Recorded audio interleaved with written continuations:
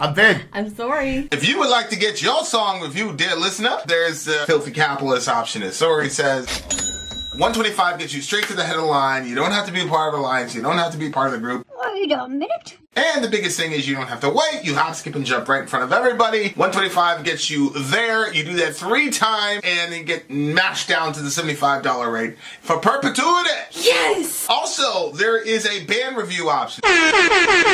So if you've got a band and you're trying to get your band some exposure, hit me up at villageXchange@gmail.com, and I'll show you the details about how to pull that off. You can also jump on Patreon, and there is a option on the tiers to be able to get your band reviewed. Yep. Obviously, we can't lie to you, so we can't guarantee a positive review. Get what you get. It's just rubbish. Rubbish. Rubbish. That's British for garbage. My favorite is a community option. $1 at the gate gets you in a Patreon. You get to join an alliance. The alliance joins their points together, and that helps determine what songs that we do. The alliances hang out on Discord. Message me on Patreon to get the link. And they do all kinds of other cool things. They do Minecraft, Dungeons and Dragons. Yeah. It's really a community within the community. Anybody can go into Village, Facebook.com/Vin and Sori. There's 160,000+ people on the channel. What's cool about the Discord is that it offers a real opportunity for community connection, friendship, that type of thing. And it's on Discord, so if you're not a Facebook person, it's for you. You start off at $1. Right. Plus you get exclusives. Sori and I are working on a song. So the first 15 seconds of that was on Patreon. Also, at $15 here and above, when we actually debut the video, they're going to be there live with us. There you are, dear listener. Buy our merch. Buy our merch indeed. A child shall lead them. Merch. What's up, dear listener? Oh, we are Vin and Sori, and this song is called Western Cancer from the wonderful group. From a wonderful group by the name of Rotten. Well, you know what?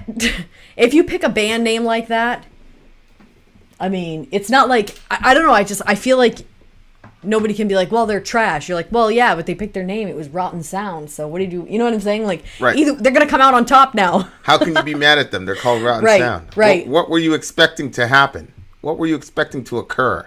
Or it could be like them downplaying themselves. So we shall see. We shall see. This is don't Rotten. forget to put their little picture in there that I prepared for you on PicMonkey. So if you see on the, hope you're feeling better. Yeah, I'm feeling pretty decent right now.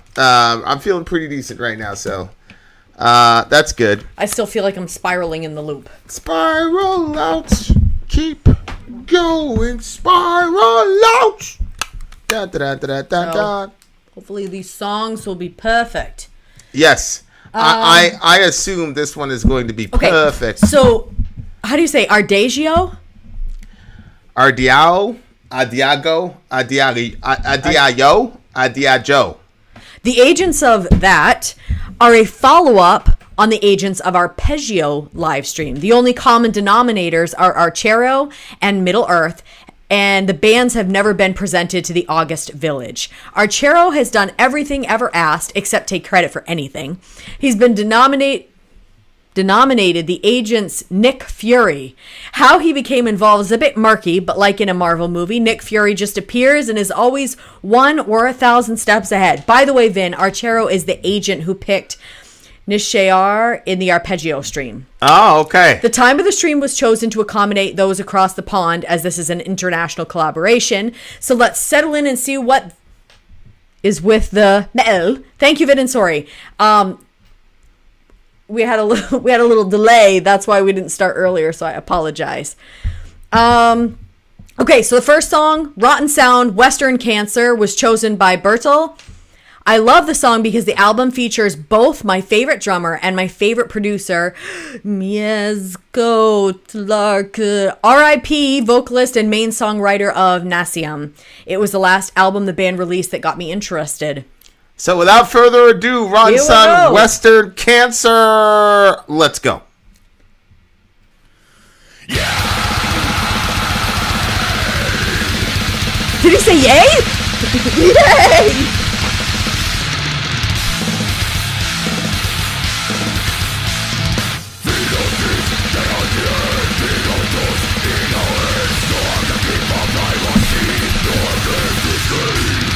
We'll never take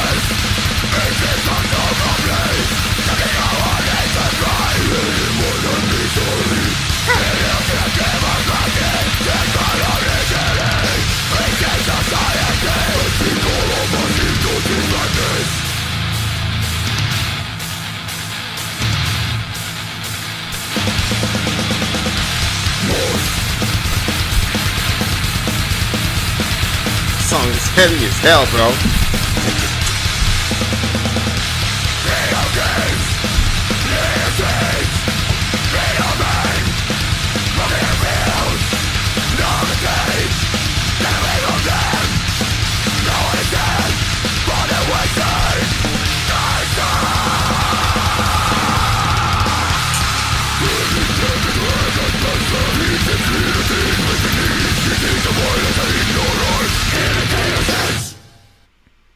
What? That's over? It's a 1 minute and 22-second song. They're truly rotten for ending a song. Were you so trolling soon. us? Is it a troll job? Is he being serious? I think he's being serious, bro. Yeah, it is Actually, serious. maybe But he did honestly, cut that picture down like half a centimeter. oh, I thought you can adjust it smaller. I totally.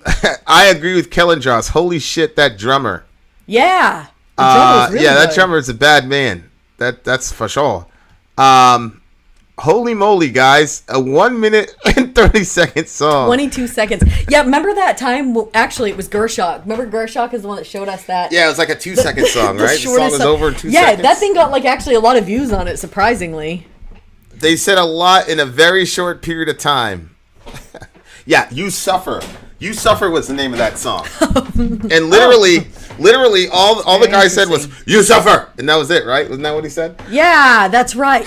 All right. Okay, the new one is up there for you. I am unhappy about the length of this song because I was seriously enjoying the hell I out of was this too. thing. 275 is saying that that's the genre is grindcore. Okay. I guess is the genre, so there you are. But definitely the song length is going to hurt them because I truly enjoyed it. This is the first time we're going to... You know how I say, that song was 35 seconds too long. Right. Okay, well, let me look at the lyrics then. I'm still shocked that it ended so soon. Freedom of speech cannot be heard. Freedom of thoughts is in our heads. No one can keep our privacy. No one can help us to escape. We all live in this sickness. It stinks, but no complaints. Sucking our nature dry, creating a void and misery. Illusion of democracy chewed and swallowed easily. Twisted society has tricked us all into this madness. Freedom of kids living on the streets. Freedom of men working on the fields. No one can take that away from them. No one except the Western cancer. Turning them into arrogant bastards, feeding the greed of their invented needs. Ooh boy. Disease of violence and ignorance killing the innocents. Whoa. Okay, well, you know what? Maybe they didn't want a long song. Maybe they wanted something that was going to say, well, like how I felt when it ended. I was like, well, let me take a look at these lyrics. Maybe that's what they were trying to, because obviously what they're saying is you have to focus on that. You have to face it. Yeah. I don't often read the news, but today I saw that whole, where they bombed the wrong family. I was so sick. Yeah. And I was, reading through that, and I don't know, like, it was probably the one of the few times where I've had negative thoughts that were not initiated by, so like I'm the one that clicked on the link to read that article. Mm-hmm. And as I was reading it, I was like, wow, America. Wow. Yeah, we drone bombed the wrong group. Yeah. And all the people that were talking about how embarrassed they were of our country because we left Afghanistan because we're so tough, blah blah blah. But we're not ashamed when we accidentally kill an aid worker. No, when I was reading the article, they were actually, the way that they were wording, or from what I understood of the way they were wording it, they were almost trying to like blame. It sounded like they were trying to blame the troops being taken. Like, you know how people will use anything as an opportunity to stand up and say what they have to say? Well, even if it's something horrible, and instead of speaking about the injustice and all that, it just seemed like they were just using it as a platform. Yeah. I mean, the first, there's a couple themes in the song that we have to grapple with. One, obviously, is this concept of freedom. Yes, AT... We did. AT, were you and I supposed to have a conversation offline? Was that you that I was exchanging emails with? Let me know. Bombing the wrong people's America's modus operandi. Well, that's one of the things that I was saying over at the Middle America channel. I mean, shit, man. Is that the longer we're around in a country, the more innocent people are going to die. Like, you just have to understand that. Like, if we're around, civvies are gonna get hit. Period. End of story. But the first concept is freedom. What is freedom? So he's talking about freedom of speech, freedom of thought, and then he talks about freedom of kids living on the street, freedom of men working in the fields. So this whole concept of, holy shit, this is probably the comment of the year from Sugar Ray. Wow. Super happy I got the opportunity to waste my youth in a pair of shitty wars that could have been resolved in about 1/20th of the time and about 1/400th of the manpower. Yes. Okay. So let's start with freedom of speech. I actually got these accidentally. People are commenting about the earrings. Anyway, carry on. Freedom of speech. Yeah, okay, so the first concept of freedom of speech is really important because freedom of speech cannot be heard. Yeah, which means people are against freedom of speech, basically. People only want freedom of speech for the speech that they like. Okay, so that was 2005. They only like speech for the... so they're saying there really is no true freedom of speech. Yeah, it's what he's saying. Because the freedom is in your head, like the thoughts that you think, because nobody can say anything against that. But then he says no one can keep our privacy. No one can help us to escape. I think what he's saying is, this is 2000. He wrote this song in 2005, so there was a lot of anti-government sentiment in 2005 because we had just sped up the Iraq War. We had just invaded Iraq, I believe. Okay. We were already in Afghanistan. We were in Afghanistan since about 2 or 3 weeks after 9/11, but so 2005 we'd invaded Iraq in 2004. I'm pretty sure. I don't remember, but so there was a lot of anti-government sentiment. So freedom of speech, and there was a lot of this whole like Bush is a fascist. You know, Trump got it worse, but there was a lot of like, oh my God, Bush is the worst thing ever we've ever had in the history of the world, blah blah blah. But I don't know that there was a real heavy limit on freedom of speech back in the day in 2005. But I think all of us probably agree that there ought to be limits to speech, right? Like the classical, yelling fire in a crowded theater. I think everybody would mutually agree that anybody who does some shit like that is not a very good person. Yeah. Right? Yeah. So, like, what are some... Do you believe that free speech should have more limits than that? I never used to, but it's strange because sometimes the more time that I spend thinking about something, the more confused I feel like I am. And so the idea, I always thought freedom of speech was great. Remember when we first, like years ago, I was basically like, yeah, punch a Nazi, of course. Yes. And obviously I don't agree with that anymore because, if people have differing views, even if those views are dangerous, you can't just punch them because of that. Because at any point the table can turn and suddenly whatever it is that you like or you believe in, that becomes what is the next thing people are going to target. And so I don't know. I guess that, like, obviously, I think we can all agree about the fire in the closed environment like that. I don't know. I think it sounds like a very simple answer, but probably just reverting to what the Bible says about it, which is just that we should, everything that you say should try to be coming from a place of bringing life to the hearer and stuff like that. So, if that's the goal and that's what people are doing, then probably that would eliminate some of the questions of what should or shouldn't be said. But as far as the government being the ones to tell you what you should and shouldn't say, I think that's pretty freaky because when the government starts shutting... We've seen what social media can do. Yeah. Like, we know people personally that have not made it through this COVID pandemic. And then you have people saying, oh, it's no big thing, it's not real, blah, blah, blah. And, you know, as you're scrolling through Facebook or other different things, you see people making jokes about it or people saying that it's still not real and not taking it seriously. And so it makes you think, okay, how many people were influenced by what they saw on social media, on any topic? Right. And it can be for the wars, it can be for the bombings, it can be for, like, there's so much stuff that now, honestly, it makes me tired sometimes or kind of stressed out feeling when I look at, you know, you look at one, I literally used to think the news was about just putting out the news. Like, I thought it was unbiased. I didn't realize that it was, oh, this one is going to twist it that way and that one's going to twist it that way. And all the while, like, the story can be about people dying, but they're just going to use it as a platform to put out their political thoughts. And it's not like, for instance, if, I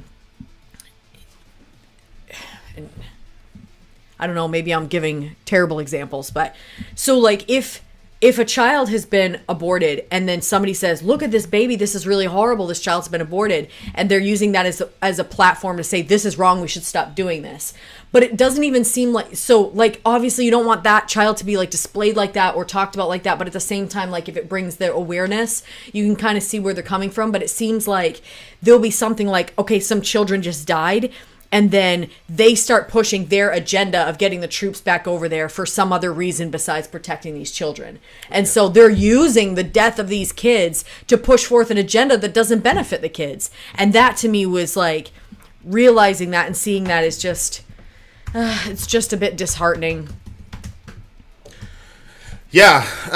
And, you know, you guys have seen YouTube try to shut down our channel just now. Everybody dropped. Oh, really? Yeah, so those people probably just gave us. We probably have a copyright claim. We probably got copyright claimed. So that's okay though. Like a strike, that's okay. Or you mean just a? Yeah, you know where they block your stream. Okay. See what I'm saying? Yeah. Okay, but that's okay. We're back. We're back. The C word. What's yeah, you know, like when I look at. And it's funny because we fall victim to this all the time. But Facebook, so we have a political channel called, you know, Middle America on Facebook, and it gets heavily monitored by Facebook. And you know, especially around the time of the election, they basically made it so that we had to we had some of the admins in here because Tasco, I'm pretty sure we made Tasco an admin, and we had to do that. We had to manually approve every post that was put up there. We had to manually do it and review it. Like, they made life absolutely miserable for us, and it was clear it was during the election time. So, like, for example, there was some crazy rumor about Pete Buttigieg and he like killed a dog or something like that. And one of the right-leaning guys posted it on the page. Okay. And Facebook took it down, and then they said, this is a false report, and then they were like, if you keep doing this, we're going to kill your channel. So I said, okay.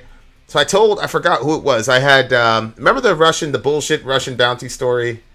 That the Tally and the Russians had, like, made a deal and all. It was complete bullshit, and I debunked it immediately, But that, so after it came out that was all bullshit, I had somebody post it on Middle America. I said, post the story. And they posted the story, and there was no... Oh, look at that. No flags. There's no flags. There's no nothing. False, yeah. And honestly, the ramifications of one versus the other, I mean, one is you killed the dog. I mean, that's terrible. But the ramifications for other people now could be killed. Yeah. And I mean, people were saying, "Oh, we need to put a bunch of body bags in Russia," blah blah blah. And then they were saying, "Oh, this is another example of Trump, you know, being a Russian asset. He's not going to do anything to them because." So my point in saying that was, I understand Facebook feeling like they have a moral responsibility to manage disinformation, right? So, no, like one would be this COVID stuff. Yeah. You know, you had Herman Cain and he was doing all this nonsense. We're not gonna social distance. People are tired. So they put that thing up on the Trump rally that nobody has to, and no disrespect to Trump or Trump followers. Like, I'm not even on that. I'm just saying that this attitude, oh, it's just a hoax, yada, yada, yada. Okay. Well, Herman Cain's dead now. They put him in the ground. And it was really interesting because right after that, everybody was like, well, he died of cancer. He had cancer like a decade ago. I can't stand. He'd already written a book about how he'd overcome it and God miraculously saved him and all this other shit. But immediately the disinformation artist started. So it's like, is Facebook supposed to just let that go? Yeah, or should they put a thing there that says, actually, no, Herman Cain had overcome cancer, a decade ago. He died due to complications of COVID when he went to a super spreader event. Like, I understand Facebook saying, hey, we can't let people just go out there and say all types of weird shit. Like, people could die. And I would not want to be in their, I wouldn't want to be in their position. Because I really think that when Trump got elected, I've talked about this a bunch of times. Hillary was able to outspend Trump on campaign financing by about $1 billion. Mm-hmm. And he was able to make up all of that money by social media. Wow. So I understand those guys. And look, I don't agree with them. I don't believe that Trump was Hitler. I don't believe that Trump was some existential. You guys know my opinion on Trump. And, people just went overboard. And now, we have people at the height of the whole Trump. I really believe that Trump temporarily drove people insane. I really, really believe that. Well, I just think people were temporarily their logical faculties were suspended. Suspended. I mean, they really were, and not on top of the fact that, and I do believe that Trump is going to run and win. On top of the fact that this partisan bullshit is just so crazy. Like, both sides do not care about an actual cure for COVID. They just want to make sure that they get the credit for it. But at the same time, you have to take that into account. You can't, like, everybody in middle America is like, man, fuck these people, blah, blah, blah. And I was mad about it too. But at the same time, I'm like, I feel like they feel a real weight of responsibility. Here's my problem with Facebook, though, and all these other people. So my point is, I understand that kind of censorship because we're living in a situation where people die off of misinformation that's impossible to maintain. Okay, right. That's fine. But here's my problem. What about all the major networks that lied us into the Iraq war? What about them? What about all the newscasters? What about Rachel Maddow? Rachel Maddow was able to go and spread and foment disinformation. She was the main freaking, mouthpiece of the whole, Trump colluding with Russia nonsense bullshit that cost us millions and millions of dollars and it didn't get us anywhere closer to Medicare for all. And everybody knows that that's a major thing for me because I'm actually pro-life. But that's my problem. When institutional liars don't get held accountable and people end up dying for it, that's my problem. That's where I say you either do it all for everybody or do it for nobody. Mm-hmm. You can't hamstring the regular guy who's got a sphere of influence of about 200 people, but then Rachel Maddow, who has a sphere of influence of about 20 million people, she gets to go and say all types of craziness. She gets to speculate. And then when she gets brought to court for slander, she can say, hey, it's an opinion show. Nobody takes what I'm saying as the actual news. You know what I'm saying? Like, that's where I'm like, okay, I'm out. Like, if that's the way, first of all, I don't even know who would be qualified to be in charge of who's going to be saying what. But if that's the case and it's an opinion show and it's not like nothing is to be taken seriously, then they should have a ticker across the bottom of the screen. Just like when you go to buy your cigarettes and it puts a warning out there telling you that you're going to, you can get cancer and all that from it. Okay, well, same on that. If you're putting out information that's just your opinion and it's not based on facts, then it should be scrolling across the bottom of your screen. Right. Well, yeah. There should be a disclosure. You know what I'm saying? Viewer discretion advised. These are just thoughts and opinions, yada, yada, yada. But that's my problem. And then there's this whole Joe Rogan situation where... Do you see which one it is? Because people were asking for it. I was going to post it, put it in... Seeing which one is... The one where you said you debunked something about Russia real quick. Oh, with the I can't remember which the Russian tally situation. Yes. So yeah. I'll get that for you guys. Don't worry about it. Trump knew about the Russian Taliban deal since 2019. Is that the one? Yeah. That was one of them. It was a two-parter. It was a two-parter because of Bo of the whatever. He said all that crazy shit. He got on there and acted like he knew what he was talking about, and Oh no. they all got whatever. And did he correct himself after all the shit came out? No. He just let that shit stay there as if nothing happened. See, but that's the thing. That's so dangerous, and I don't understand how whole groups of people not caring about. It's true. It happens on the left and the right. It's absolutely true. Exactly. That's what I'm saying. And those left wingers, man, they had people saying shit like, you had one senator saying, we need to have some Russian body bags over there in Afghanistan. That's another one of those lies that could have cost millions of dollars, gallons of blood, and an extended period in Afghanistan. Because if we took that seriously, not only would we have to stay in Afghanistan, but we'd also have to get at Russia. So those are people that promulgated a lie that could have extended the worst war in American history. Well, second to the Civil War. I'd say second to the Civil War.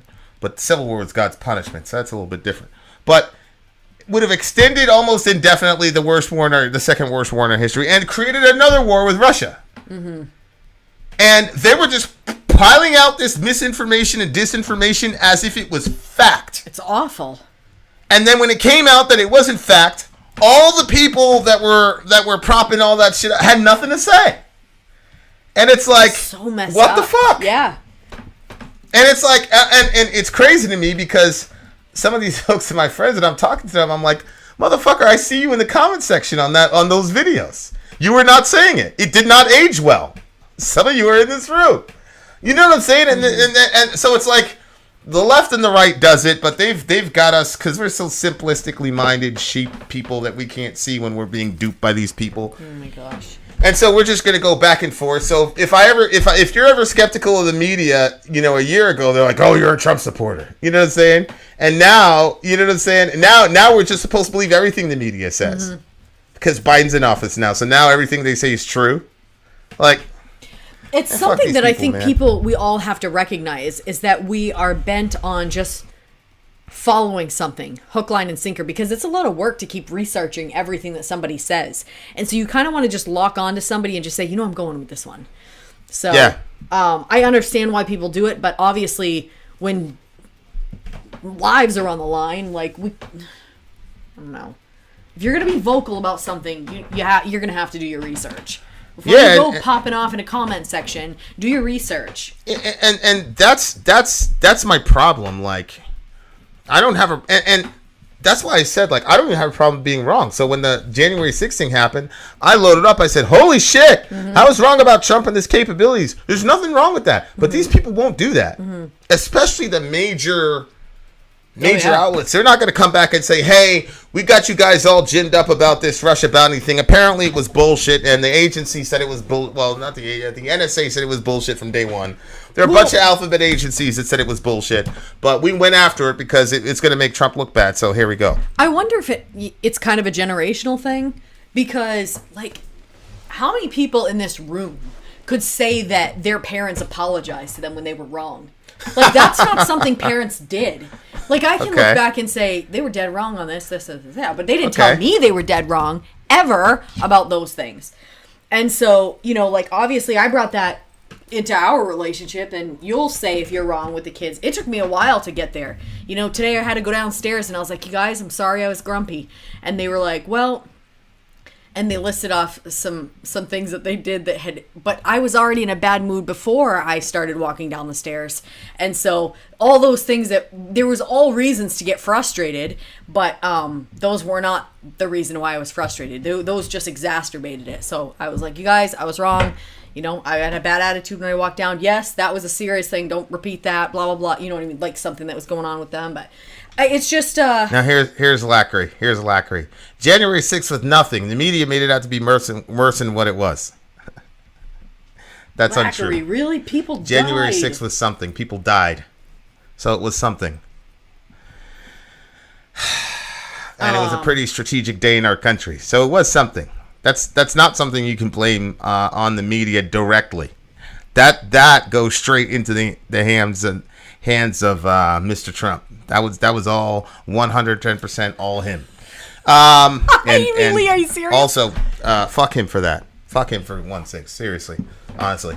Okay. Amy Lee said, my dad apologized for buying me Madonna CD after we listened to it. But anyway, so just this idea that, I mean, we obviously know that people aren't perfect, but I think that people have this idea that you have to maintain a certain stasis. I don't really know. Like, so you've got your status and you have to go with it, and you can't just say, but the thing is, like, the kids, I think, are much like all of us, is that if you have somebody that's leading you or somebody that's ahead of you that can say, hey, you know what, I was wrong on this or that thing, that's the kind of person that you can trust. You want the person, because everybody knows that we all have issues. So if somebody's going to never say, hey, I was wrong, then obviously we should be concerned. Good stuff. Good stuff. Good song. They said a lot with a little. Really shout out to 275. He's coming right back. They really did. I think that it was very well done. I think that the sound fit with the message, and the length of the song I think was a positive thing, because I think it was to alert you. You know what I mean? Sometimes you need a quote and not a whole sermon, and that's kind of what it was. So. True. And we got like a half an hour conversation out of it, out of a 2-minute song. So. Right. Classical Vin and Sori style. Having said that, dear listener, the moral of the story is don't believe anything you see in the media except for us. Right. Except for but us. That's because we apologize. Other than that, don't listen to anybody. That's why you should believe us. Okay, so I am. Oh boy, what are you giving this song? This song, it's gonna get an 8.9. That's literally what I was gonna do, but it's an 8.9 I'm a bit for of me. a contrarian right now, so I'm gonna go with a 8.91. Are you serious? What a disaster. Trust but verify. Having said that, dear listener, Vin out. Sorry out. Down.